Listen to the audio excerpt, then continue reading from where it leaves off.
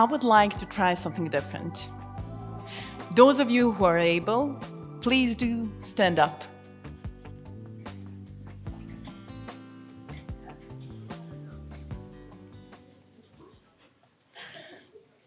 I'm going to ask a few questions. And if your answer to these questions is yes, please sit down and stay seated. Did your parents influence your choice of education? Did your parents influence your choice of profession? Was your choice of profession or education influenced by your family, extended family, friends, or local community? Wow. Turn around, it seems that roughly 15% of the audience is just sitting down, so it seems all of you are rebels. Thank you. You may be seated down. We all like to think that we are the ones who are deciding for ourselves, that we are in control, especially when it comes to major life decisions. However, social norms influence major life decisions, like how to treat people, which career path to take, how to vote, whom and when to marry. So if we are not the ones deciding for ourselves, who is? I'm an introvert. I have been my whole life. For the most of my childhood, I was reading books and playing with birds. And when I was 7, I decided I wanted to be a florist. It was either a florist or a farmer. So you get the picture. Minimal exposure to people. This is me somewhere in the 4th grade. I'm the one at the back. So I didn't end up being a florist or having a job in agriculture. Somehow my whole professional career was all about close daily interactions with people. In my work, I mentor, coach, and lead people. So do we give up on our dream? Does society influence our career decisions? Is it any different for women than for men? Does society create women-specific jobs? I'm not sure that I will offer all the answers to all of those questions, but I believe there are important realities that we have to face. Career choices are mostly influenced more by society than by our upbringing. It's just a small portion, minority of individuals who actually have this freedom. And for the rest of us, we are basically constrained with different social variables that are completely outside of our control. I will not try to go back through history and try to explain what kind of influence society had on creating gendered jobs throughout the history. I would like to focus on the present moment. I believe that we now live in the world that is offering a chance, due to this change, to create and organize a completely new world. A world that would not necessarily provide equal outcome for everybody, but equal opportunity for all of us. We're living in the world that's changing at an incredibly rapid rate. And you may ask, what's changing? Well, here are a few things. We are currently living in the world where all the systems are collapsing, changing from educational system to health system, to family system, pension system, and so on.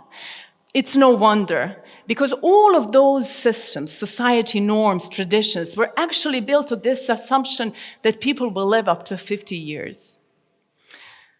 So what kind of changes did this society system breakdown brought? Until recently, by definition, jobs were perceived as a regular employment of 8 hours of work. However, within just few years, labor markets all around the world have faced profound change, the biggest one since the Industrial Revolution. How, where, and when we work has changed completely. The pandemic has normalized remote work. hybrid work, flexible working hours. There is this enormous wave of digital nomads, freelancers. This concept of job for life is disappearing. And employees are now shifting from working for one employer to portfolio careers. But jobs are not the only thing that has changed. Our perception of society and community has changed.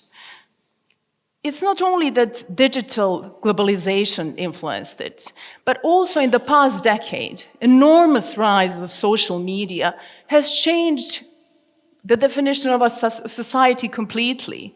It has shaped politics, businesses, culture, so many things. Society, it's not our local community anymore.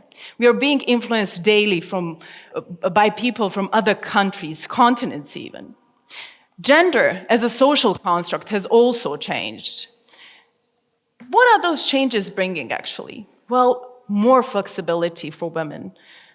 And somehow, yet, we are still bombarded daily by these different buzzwords: diversity, gender equality, inclusion. It makes you think that the world has become a better, empathical, more loving place overnight. It could be one of the reasons. I bet there are other few. Labor markets all around the world have faced universal problem. There is this enormous rise of number of jobs and decrease of working population. In some of the European countries, number of jobs has increased by 100 just within a period of 1 year. On the other hand, when we analyze the data of the labor structure on the market, there is 53% of women worldwide who are not actively participating in the labor market. So somehow when you connect the dots of this tremendous growth of number of jobs worldwide and the statistics in regard to women, the answer, it seems that the future of world economy and labor markets depend on women inclusion into labor markets. However, it's fair to question if all women want to be a part of labor markets. Women are faced with hard choices of choosing between their professional success and personal fulfillment, sometimes abandoning their careers completely or stopping them to take care of kids and family, or even worse, abandoning their kids and family or entrusting somebody else to take care of them while they work. This is hard. As a mother of three, I also feel guilty and struggle sometimes. But what can be done for women who want to be a part of the labor market? Throughout my career, I have conducted thousands of job interviews, and I can tell you that both the job seekers and employers perceive certain jobs as gendered. In practice, basically this means that they perceive that men and women have differing chances of successfully performing on certain positions. Obviously, this somehow is connected with hiring decisions and lead to gender-based hiring discrimination. How does this look in practice? I recently mentored this amazing young woman. In her daily work, she's courageous, outspoken, capable, and she was just offered a promotion. She was very excited about the promotion. And as we were talking, she also told me, you know, on my current job, I also have a supervisor, and it's really nice, you know. We women, we still like to be told what to do. I didn't say anything. I was that surprised. But later on, I thought, what could be the reason for such a perception? Is it fear of responsibility? Or is it perception that was created by this culture? There are two main reasons why women and men differ. And these are biological differences and cultural differences. So there was this assumption that if we minimize cultural differences, that this would lead to gender equality, that this is sort of an invisible gatekeeper. However, surprisingly, it turns out that if you minimize cultural differences, you actually increase and maximize biological. This was actually also proven by a number of different studies conducted in Scandinavian egalitarian countries. This paradox actually shows that in the countries that have higher gender equality, there is also more difference between the gender. As a consequence, women are less likely to enroll into STEM education, science, technology, engineering, and mathematics education. On contrary, in the countries where there is less gender equality, where there's more inequality, women are enrolling more into STEM education. So what could be the reason? There could be several reasons. STEM education leads to better performing positions. It provides financial freedom, but also these countries are providing better social welfare. So this could be a motivator for women to stay at home rather than to work. But why is it altogether so important that women think about or consider STEM education? Well, as a part of a climate action, 65 million jobs, green jobs, will be created. And highest paying ones, the most stable ones, will actually require STEM education.